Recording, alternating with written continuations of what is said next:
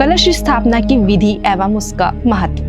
नमस्कार दोस्तों, आप सभी का बहुत बहुत स्वागत है। आज हम आपसे बात करने जा रहे हैं नवरात्रि, विवाह, गृह प्रवेश या किसी भी शुभ अवसर की शुरुआत कलश स्थापना से की जाती है। यह केवल धार्मिक परंपरा नहीं बल्कि सकारात्मक ऊर्जा को आकर्षित करने की वैज्ञानिक प्रक्रिया है। शास्त्रों में इसे मंगल का प्रतीक माना गया है और यह ब्रह्मांड की सूक्ष्म ऊर्जा को हमारे स्थान पर स्थापित करने का माध्यम है। बात करते कलश स्थापना की विधि क्या है। शुभ मुहूर्त का चयन। नवरात्रि में कलश स्थापना प्रतिपदा तिथि के शुभ मुहूर्त में की जाती है। सूर्योदय के बाद जब वातावरण में सूर्य ऊर्जा सबसे संतुलित होती है तब यह स्थापना सबसे प्रभावी मानी जाती है। पंचांग देखकर मुहूर्त तय करना आवश्यक है। आवश्यक सामग्री की बात करें तो ताम्र या मिट्टी का कलश, स्वच्छ जल, आम या अशोक के 5 पत्ते, नारियल जो कि संपूर्ण और बाल सहित होना चाहिए, रोली, अक्षत यानी चावल, मौली यानी लाल धागा, सुपारी, सिक्का, पंचरत्न या पंच धातु के टुकड़े कलश के नीचे रखने हेतु गेहूं या जौ, लाल कपड़ा। बात करते हैं शुद्धिकरण प्रक्रिया। पूजा स्थल और सभी सामग्री को गंगा जल से शुद्ध करें। कलश को स्वच्छ करके उस पर रोली और अक्षत लगाएं। कलश पर मौली यानी लाल कपड़ा बांधे जो ऊर्जा को बांधने का प्रतीक है। फिर बात करते हैं कलश में सामग्री भरना। कलश में गंगा जल या शुद्ध जल भरें। उसमें सुपारी, सिक्का, पंचरत्न या पंच धातु डालें। यह समृद्धि और ऊर्जा स्थिरता का प्रतीक है। जल में थोड़ा सा गंगा जल और केसर भी मिलाएं जिससे जल की स्पंदन शक्ति बढ़ती है। पत्ते और नारियल स्थापित करना।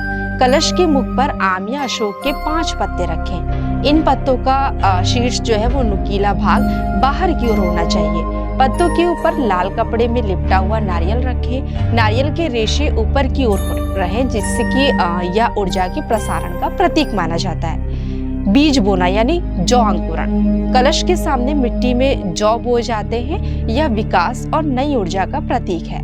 नवरात्रि के दौरान इनके अंकुर जो है वो बढ़ना शुभ माना जाता है। मंत्रोच्चार और पूजन। कलश स्थापित करते समय देवी का आह्वान मंत्र पढ़ा जाता है। वो मंत्र है ओम हेम हीम क्लीम चामुंडाय विजय।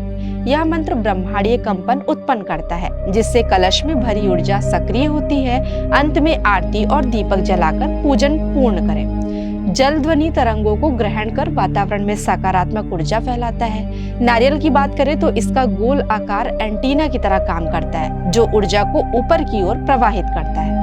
पत्ते, हरे पत्ते में मौजूद प्राण ऊर्जा वातावरण को जीवंत करती है। ताम्र कलश। तांबा एक उत्कृष्ट ऊर्जा संवाहक है जो कलश की शक्ति को बढ़ाता है। कलश स्थापना केवल पूजा की शुरुआत नहीं बल्कि यह ऊर्जा को जागृत और स्थिर करने की प्रक्रिया है। यह वातावरण में शुद्धता, समृद्धि और शांति लाता है। नवरात्रि के 9 दिनों तक कलश से निकलने वाली सकारात्मक ऊर्जा पूरे घर और मन को संतुलित करती है। इस परंपरा के माध्यम से हमारे पूर्वजों ने हमें ब्रह्मांडीय ऊर्जा से जुड़ने का वैज्ञानिक और आध्यात्मिक मार्ग दिया है। तो दोस्तों, कैसा लगा आपको आज का हमारा ये एपिसोड? अगर पसंद आया हो तो हमें कमेंट करके जरूर बताइएगा। मिलते अपने नेक्स्ट एपिसोड में ऐसे ही कुछ रोचक व ज्ञानवर्धक विषय के साथ। तब तक के लिए मैं आप सभी से आज्ञा चाहती हूँ। धन्यवाद।